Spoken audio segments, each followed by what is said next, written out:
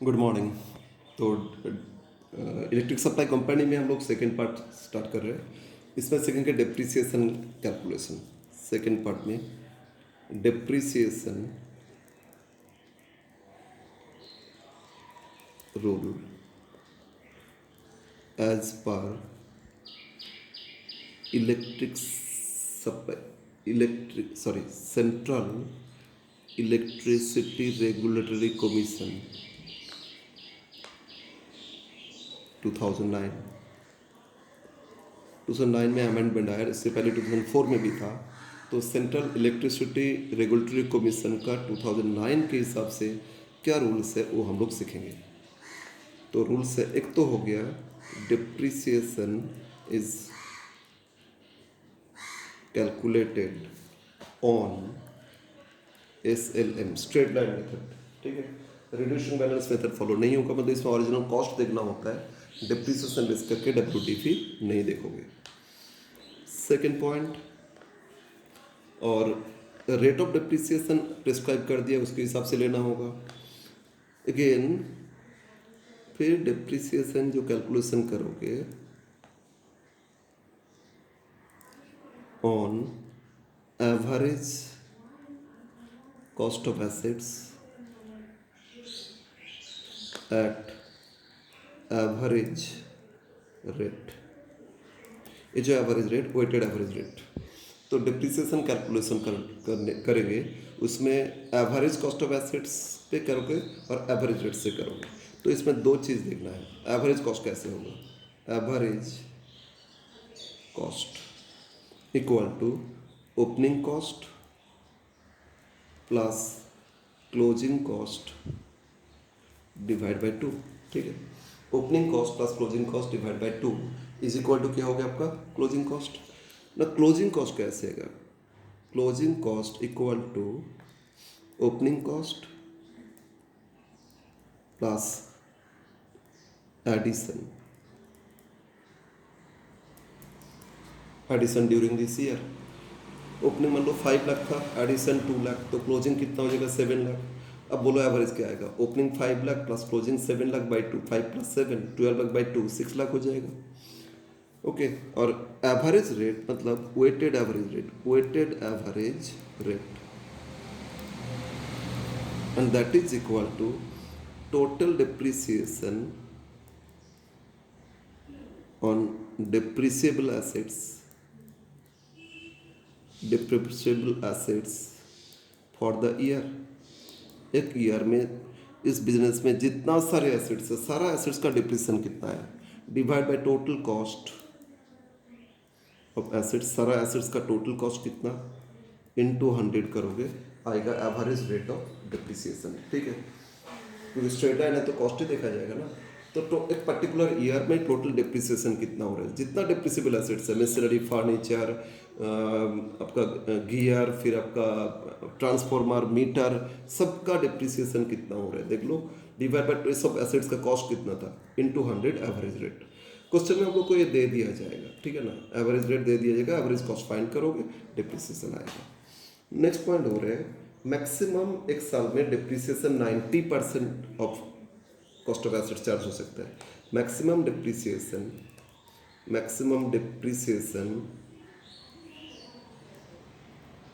Is 90% of cost of assets in useful life. इस assets का जो लाइफ है ना, कमर्शियल यूज हो रहे हैं, यूजफुल लाइफ जितना है उतना टोटल लाइफ में डिप्रिसिएशन 90% चार्ज होगा, मतलब 10% स्क्रैप माना जाएगा। ठीक है, तो मतलब एक एसेट्स खरीदे 10 लाख, 10 लाख का 90% 9 लाख, तो through out the useful life, अगर लाइफ 10 ईयर्स में डिप्रिसिएशन कितना आएगा? 9 लाख। और 9 लाख डिवाइड बाई 10 कितना? 90,000। ईयरली डिप्रिसिएशन कितना हो गया? 90,000। समझ में आया? तो maximum depreciation total through out the useful life कितना डिप्रिसिएशन चार्ज हो सकता है? 90%, और 10% क्या माना जाएगा? स्क्रैप माना जाएगा। Okay, next D. अब इसमें क्या देखेंगे? अब एक लोन पे, मान लो एसेट्स खरीदने के लिए लोन लिए तो इसमें डिप्रिसिएशन का एक लिमिट है। Maximum depreciation depreciation per annum never exceeds amount of loan repaid, ठीक है, पर एनम। मतलब क्या हो रहा है, इसको फिर समझते हैं। मान लो एक पर्टिकुलर ईयर में डिप्रिसिएशन आया, एक पर्टिकुलर ईयर में डिप्रिसिएशन एवरेज वैल्यू पे कैलकुलेशन करके आया कितना, 60,000, और इस साल लोन रीपे किए कितना, 68,000। तो बोलो तो डिप्रिसिएशन मैक्सिमम इन ईयर कितना चार्ज कर सकते हैं, जितना लोन रीपे किए उससे ज़्यादा नहीं। तो लोन रीपे किए 68,000, बट डिप्रिसिएशन आया कितना, 60, तो डिप्रिसिएशन तो 60 हो जाएगा, ठीक है ना। लेकिन अगर ये होता 50, तो 50 तो फिर डिप्रिसिएशन 60 नहीं, कितना चार्ज करते, 50 चार्ज करते। तो जितना लोन अमाउंट रीपे हो रहे हैं तो उससे ज़्यादा डिप्रिसिएशन कभी नहीं चार्ज करोगे। अब इस सिचुएशन में और क्या करना होगा, तो पॉइंट ई, मान लो लोन रीपे किया 68 लेकिन डिप्रिसिएशन है 60, तो कुछ कम चार्ज किए ना, कितना कम चार्ज किए ना, 8,000 कम चार्ज किए। ये जो 8,000 कम चार्ज किए वो एडवांस माना जाएगा, एडवांस्ड अगेंस्ट डिप्रिसिएशन, मतलब डिप्रिसिएशन के लिए पहले एडवांस हम लोग चार्ज करेंगे। The difference between loan repaid and actual depreciation, ये तभी आएगा अगर एक्चुअल डिप्रिसिएशन कम होता है तो डिफरेंस से करोगे, एक्चुअल डिप्रिसिएशन ज़्यादा होता है तो जितना लोन रीपे किए वही तो करोगे ना। लेकिन अगर एक्चुअल डिप्रिसिएशन कम होता है, the difference between loan repaid and actual depreciation is treated as AAD, full form होता है एडवांस अगेंस्ट डिप्रिसिएशन, ठीक है ना। ऑल्सो अलाउड एज डिप्रिसिएशन, मतलब टोटल डिप्रिसिएशन, एक तो एक्चुअल डिप्रिसिएशन 60 और इसका जो डिफरेंस 8,000 एडवांस अगेंस्ट डिप्रिसिएशन, और दोनों मिला के 68 आएगा। क्वेश्चन में आपसे पूछेगा कि एडवांस अगेंस्ट डिप्रिसिएशन बताओ, तो 8,000 आंसर लिखोगे। टोटल डिप्रिसिएशन तो actual depreciation plus advance against depreciation equal to total depreciation आएगा, ठीक है। तो ये था रूल्स रिलेटिंग टू डिप्रिसिएशन। अब इसमें एक क्वेश्चन सॉल्व करेंगे, इसके बाद हम लोग रिटर्न ऑन इक्विटी कैलकुलेशन करेंगे, ठीक है। तो question advance against depreciation related, तो क्वेश्चन है ये क्वेश्चन नंबर 3। क्वेश्चन 2 एक्चुअली मैंने लिख लिए थे, बाद में देखे आप लोग का जो न्यू मैट है, इंस्टीट्यूट मैट प्रोवाइड किया, उसमें वो पार्ट नहीं है। तो capital base, surplus, reasonable return, वो सब आप लोग का नहीं है, तो इसलिए क्वेश्चन 2 हम नहीं दिए आप लोगों को। तो 3 में आ जाते हैं। क्वेश्चन 3 क्या दिया है, from the following information of V electric, full form कुछ और था, V electric supply company calculate depreciation advanced against depreciation, मतलब दोनों ही ऐड करके total depreciation up to the year 1415 as per regulation 21 of the Central Electric Regulatory Commission, ठीक है। Regulation 2004 है, इसके बाद 9 का आ गया, ठीक है। ये 4 बोल रहे हैं लेकिन 9 में फिर रेगुलेशन आया, और ये क्वेश्चन पहले आया था 15 में आया था, तो उसमें 4 का ही दिया था, पुराना ही फॉलो हो रहा था। Now depreciation date of commercial operation, मतलब COD इसको बोलते हैं, कमेंसमेंट ऑफ ऑपरेशन डेट, ठीक है। तो इसमें डेट क्या था, 1/4/12, इस दिन से आप डिप्रिसिएशन चार्ज होगा। ना अप्रूव्ड ओपनिंग कैपिटल कॉस्ट, मतलब एट द बिगिनिंग 1/4 को कितना था, 10 लाख। वेटेड एवरेज रेट दे दिया आपको, तो कैलकुलेशन का जरूरत नहीं है। टोटल एसेट्स का कॉस्ट दे दिया ओपनिंग कितना, 10 लाख। और डिटेल्स ऑफ एडिशनल कैपिटल, बाद में इसमें कुछ एडिशनल कैपिटल और लोन रिपे कितना किए, और weighted average interest on loan भी दे रहे हैं, इंटरेस्ट रेट भी दे रहे हैं, लेकिन इंटरेस्ट से मतलब नहीं हम लोग तो इसमें डिप्रिसिएशन फाइंड करेंगे, ठीक है। तो 3 साल का दे दिया, 12, 13, 13, 14, 14, 15। Additional capital expenditure 70,000, 20,000, 15,000। Repayment of loan repay किए, फर्स्ट ईयर इतना, सेकेंड ईयर इतना, थर्ड ईयर इतना, ठीक है। और इंटरेस्ट का रेट ये है, ठीक है। लेकिन ये इंटरेस्ट हम लोग को अभी देखना नहीं है, इंटरेस्ट कैलकुलेशन नहीं कर रहे। तो क्या होना चाहिए, depreciation and additional advance against depreciation, ठीक है ना। तो कैलकुलेशन के लिए क्या करना होगा बोलो तो, पहले average cost of assets find करोगे, और एवरेज रेट तो दे दिया था, तो उससे डिप्रिसिएशन आ जाएगा। फिर लोन अमाउंट से देख लोगे लोन कितना रिपे किया, डिफरेंस क्या हो जाएगा, advance against depreciation. Advance against depreciation आप लोग का इंस्टीट्यूट का मैट पे ना बहुत लेंदी करके दिया है, कोई ज़रूरत नहीं है उतना, आप जस्ट डिफरेंस देख लोगे ना हो जाएगा। तो स्टार्ट करते हैं क्वेश्चन सॉल्व। तो इसमें हम लोग फाइंड एक टेबल बनाएंगे, 3 साल का टेबल बनाएंगे, इसमें सारा डिटेल्स आ जाएगा। तो क्वेश्चन नंबर 3 सॉल्व कर रहे हैं, calculation of depreciation and AAD for 12 13 to 14 15, ठीक है, 3 साल का। तो 3 कॉलम करेंगे और एक सीरियल नंबर भी करेंगे, 3 कॉलम और एक सीरियल नंबर। ये आपका 12 13 13 14 and 14 15, right. Serial number, particulars. 1 opening cost. अब पहले 12 13 का लिखोगे। फर्स्ट अप्रैल 12 का कितना दिया था, 10 लाख। 13 14 14 15 अभी नहीं लिख सकते, इसका जो क्लोजिंग आएगा फर्स्ट ईयर इसका वही ओपनिंग हो जाएगा नेक्स्ट ईयर, तो इसलिए इसको कंप्लीट करके आगे लिखेंगे। सेकंड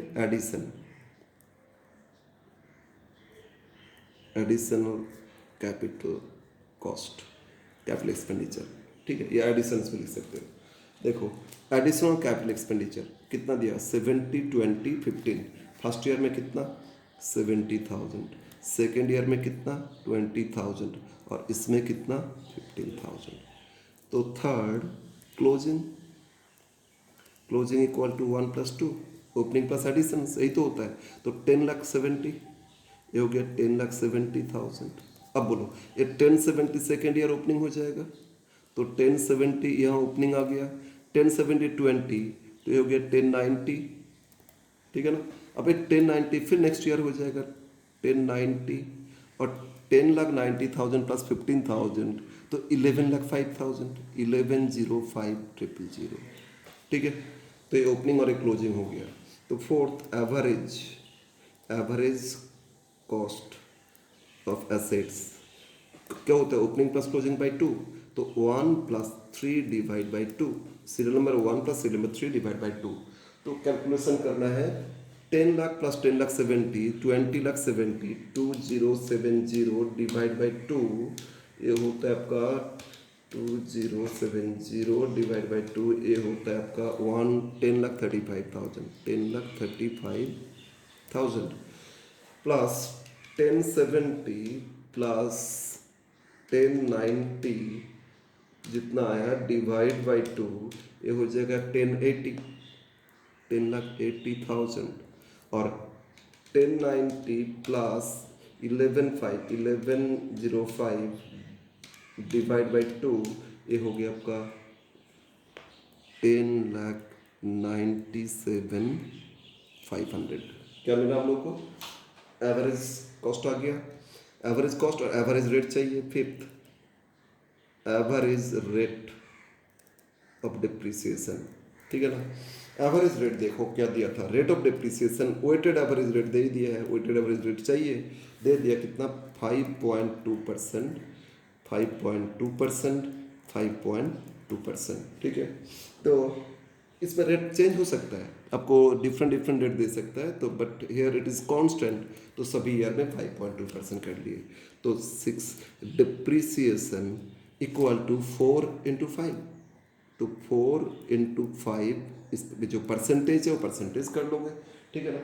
तो 5.2% तो तीनों में कॉमन है, तो 5.2 डिवाइड बाई 100 ये कॉमन है, इंटू फर्स्ट ईयर में है 10,35,000, 10,35,000 ये होता है आपका 53,820, और फिर 10,80,000 इक्वल टू हो गया 56,160, और 10,97,500 इक्वल टू होता है 57,070, ठीक है ना। तो ये डिप्रिसिएशन आपका आ गया। अब देखते AAD एडवांस अगेंस्ट डिप्रिसिएशन, ये कितना होगा ना, यहाँ लिखते बैलेंसिंग फिगर और 7 8 टोटल डिप्रिसिएशन इक्वल टू क्या, लोन रीपेड। अच्छा ये भी लिख सकते हैं, हाँ लिख लेते हैं लोन रीपेड, क्योंकि लोन रीपे जितना उससे ज़्यादा डिप्रेशन हो ही नहीं सकता है। तो लोन रीपे कितना किया देखो, फर्स्ट 60 70 70, इसमें 60,000, इसमें 70,000, इसमें भी 70,000। तो इसमें जो डिफरेंस है ना वो क्या होता है, एडवांस्ड अगेंस्ट डेप्रिसिएशन। तो बैलेंसिंग फिगर या 8 माइनस 6। अब ऐसे अलग से लोन रीपेड बोल के अलग से लिख सकते हो, लोन रीपेड तो डिफरेंस लास्ट में AAD equal to loan repaid minus depreciation. तो 60 माइनस 53 820, 60,000 इससे माइनस करोगे, 60,000 माइनस करोगे 53 820, इट इज़ 6180। और सेकेंड में 70,000 माइनस 56 160, इट्स 13,840। और इसमें भी 70,000 माइनस 57,57070 इक्वल टू 12,930। ठीक है, ये आंसर हो गया। टोटल डिप्रिसिएशन हो जाएगा, एक डिप्रिसिएशन और आपका advance against depreciation equal to total depreciation. कभी लोन जितना रिपे किए उससे ज़्यादा नहीं होना चाहिए। आंसर एक बार देख सकते हो, आंसर डिप्रिसिएशन 53820, सेकेंड ईयर में कितना 56160, लास्ट ईयर कितना 57070, ठीक है ना। और एडवांस अगेंस्ट डिप्रिसिएशन 6180, ठीक है ना, 6180। फिर कितना है 13840, और लास्ट कितना 12,930। यस, ये था कैलकुलेशन ऑफ डिप्रिसिएशन। आप लोग इंस्टीट्यूट का मैथ देखोगे, इसमें ऐसा ही रिलेटेड क्वेश्चन है, वो क्वेश्चन को आप लोग एक बार देख लोगे। ठीक है, average rate of depreciation calculation है, इसमें जो प्रैक्टिकल है वो भी देख सकते हो। अब हम थर्ड पार्ट में आ जाते हैं। थर्ड पार्ट हो गया आपका रिटर्न ऑन इक्विटी कैलकुलेशन। ठीक है, रिटर्न ऑन इक्विटी कैलकुलेशन करने के लिए कुछ रूल्स है वो भी देखते हैं। Rules regarding return on equity and interest on loan. तो डेप्ट equity rule ratio and as पर रेगुलेशन, लास्ट पार्ट लिखो, डेप्ट इक्विटी रेशियो एज पर रेगुलेशन 20। ठीक है, 1 debt equity ratio should be 70:30, मतलब 70% डेप्ट और 30% इक्विटी। ठीक है, ये फॉलो करना होगा। मतलब कंपनी अगर टोटली इन्वेस्ट कर रहा है 1 करोड़, 70% 70 लाख हो जाएगा डेप्ट से और 30 लाख इक्विटी से। कंपनी अपनी तरफ से 30 लाख इन्वेस्ट करेगी। ओके, सेकंड, अगर इक्विटी 30% से कम है, ठीक है ना, तो इस केस में 30 से अबव होता है, तो इस केस में जो 30 से अबव उसको भी डेप्ट माना जाएगा, डिम्ड डेप्ट। ठीक है, मतलब नो स्मॉल डेप्ट, एक्चुअली डेप्ट नहीं है, डेप्ट माना जाएगा। और 30 से बिलो होता है तो जितना इक्विटी उतना ही, इतना सब कुछ देखना नहीं है आपको, 30% इक्विटी देखना होगा और 70% डेप्ट देखना होगा। ओके, नेक्स्ट, अब इसमें और क्या देखना है ना, इक्विटी में रिटर्न रेट होगा, return on equity, return on equity should be 14% as पर रेगुलेशन। ये फिक्स कर दिया कि इक्विटी को रिटर्न कितना मिल सकता है, 14%। तो रिटर्न ऑन इक्विटी जो कैलकुलेशन करोगे वो 14% करोगे। किस पे कैलकुलेशन करना होगा, third, return amount of equity. अब से पूछेगा रिटर्न ऑन इक्विटी मतलब कितना amount, equity be calculated on average equity. ठीक है, रिटर्न ऑन इक्विटी जो कैलकुलेशन करोगे, किस पे कैलकुलेशन करोगे, एवरेज इक्विटी पे कैलकुलेशन करोगे। तो एवरेज इक्विटी कैलकुलेशन कैसे होगा, वो कैलकुलेशन मैंने इसमें, उसके लिए हम एक टेबल बनाएंगे और उस टेबल से डिटेल्स आ जाएगा। Table showing return on equity, fourth table showing return on equity. आपको भी इसमें भी 2-3 साल का दिया जाएगा, 4 साल, वट एवर, हम 3 लेके चल रहे हैं, मतलब ईयर 1, ईयर 2, ईयर 3, ईयर्स है, ठीक है। ईयर एंड ऑफ ईयर है, तो इसमें कैसे देखना होगा, ओपनिंग इक्विटी, एक तो हो गया ओपनिंग इक्विटी, मतलब तो इक्विटी में कितना परसेंट, 30% ऑफ कैपिटल, टोटल जो कैपिटल है ना उसमें से 30% क्या माना जाएगा, इक्विटी। एट द बिगिनिंग जितना था, सेकेंड थर्ड नहीं, फर्स्ट ईयर का लिख लो। फिर इसमें बी एडिशनल इक्विटी, तो additional capital 30% of additional capital, ठीक है। एडिशनल कैपिटल कितना, उसका 30%, ये तो सब में कर लोगे, जितना भी एडिशनल कैपिटल बोल देगा उसका 30% कर लोगे तो एडिशनल इक्विटी आ जाएगा। सी क्लोजिंग इक्विटी इक्वल टू क्या हो जाएगा, ए प्लस बी, ठीक है ना। ये क्लोजिंग आ गया, ये दोनों ऐड किए, अब यही क्लोजिंग नेक्स्ट ओपनिंग हो जाएगा, फिर इस ओपनिंग के साथ इसको ऐड करोगे तो क्लोजिंग, फिर एक क्लोजिंग नेक्स्ट में ओपनिंग हो जाएगा, फिर ओपनिंग के साथ इसको ऐड करोगे तो क्लोजिंग इक्विटी। समझ में आया? ये सब 30% लेके करना। अब इसमें और 30% नहीं है, सभी तो 30% है। ओपनिंग इक्विटी टोटल कैपिटल जितना है, मतलब कैपिटल स्ट्रक्चर में कितना कैपिटल दे रहा है टोटल फिनांस, उसका 30% कर लोगे ओपनिंग, फर्स्ट ईयर का पहले देख लो। फिर एडिशनल कैपिटल इस साल कितना लगा, उसका 30% इक्विटी माना जाएगा, तो इसमें जोड़ लोगे, और ये दोनों ऐड करके क्लोजिंग, और यही क्लोजिंग नेक्स्ट ईयर का ओपनिंग, फिर एडिशनल का जितना आया था ऐड करके क्लोजिंग, फिर next year opening and closing. तो एवरेज कैपिटल, एवरेज इक्विटी कैसे करोगे, ओपनिंग प्लस क्लोजिंग बाय 2, तो A plus C divide by 2, A opening और सी क्लोजिंग डिवाइड बाई 2 करोगे तो एवरेज, ठीक है ना। ई अब therefore return on equity equal to कितना हो जाएगा ना, 14% ऑफ डी क्या था, एवरेज इक्विटी, तो इस पर 14% कर लोगे तो मिल जाएगा average, sorry return on equity calculation, ठीक है। और इसमें क्वेश्चंस है, इसको भी सॉल्व कर लेंगे तो ये मोटा मोटी ये चैप्टर हो जाएगा। अब लोग इससे ऐसा ही क्वेश्चन सॉल्व कर लोगे, चाहे इंस्टीट्यूट का मैथ से करो या मेरा मैथ में हो सकता है कुछ एक्स्ट्रा, बहुत ज़्यादा क्वेश्चंस है, तो सब देखना नहीं है, सिर्फ डिप्रिसिएशन और रिप्लेसमेंट और ए रिलेटेड देखोगे। क्वेश्चन नंबर 4 ना, क्वेश्चन 4 में दे रहे हैं the following information are abstracted, ए 2016 जून में आया था, ठीक है। Records of E P limited, date of commercial operation COD 1412, opening capital cost तो 75 लाख, इसका कितना परसेंट लेंगे इक्विटी, 30%, और फिर additional capital expenditure during the years 3-4 साल का दे दिया, 13 मतलब ईयर एंडेड 31 मार्च 13, मार्च 14, मार्च 15, मार्च 16, ये 4 साल में एडिशनल कॉस्ट दे दिया।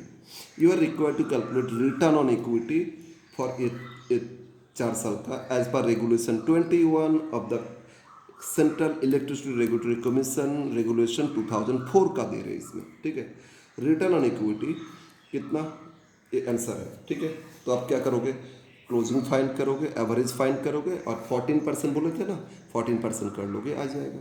तो यहीं पे हो जाना चाहिए। सॉल्व करते क्वेश्चन नंबर कितना 4, और ये सॉल्व करेंगे इलेक्ट्रिक सप्लाई कंपनी हो जाएगा। ऐसा ही क्वेश्चन, ज़्यादा लेंथी क्वेश्चन देता नहीं, इसलिए इसका लॉन्ग क्वेश्चंस को इग्नोर करोगे, सिर्फ ऑब्जेक्टिव टाइप जो भी हम लोग किए इसी को आप लोग सीख के जाओगे, ठीक है। और ज़्यादा वेटेज नहीं देना है, बस यही सब क्वेश्चन देख के जाना, आए तो एक क्वेश्चन सॉल्व कर लोगे। तो इसमें 4 साल क्या था, एक तो हो गया 12 13 13 14 14 15 and 15 16। Opening serial number A, opening equity कितना परसेंट, 30% लेंगे, तो 30% ऑफ कितना 75 लाख, तो 75 लाख 30% 22 लाख, 75 इंटू 30% 22 लाख 50,000। यहाँ ओपनिंग नहीं लिखना है। बी एडिशनल इक्विटी, ये भी कितना होगा 30% ऑफ एडिशनल कैपिटल। तो फर्स्ट ईयर में एडिशनल कैपिटल दिया है 5 लाख, क्वेश्चन आप लोग देखोगे तो 5 लाख पे 30% कितना होता है 1,50,000। सेकेंड ईयर में 1,50,000 पे 30% 45,000। नेक्स्ट ईयर में 1 लाख पे 30% 30,000। नेक्स्ट 50,000 पे 30% 15,000, ठीक है ना। एडिशनल कैपिटल एक्सपेंडिचर दे दिया था, उसका 30% ले लिए। तो सी क्लोजिंग इक्विटी इक्वल टू क्या हो जाएगा ए प्लस बी। तो 22,50,000 23 24 लाख, ठीक है।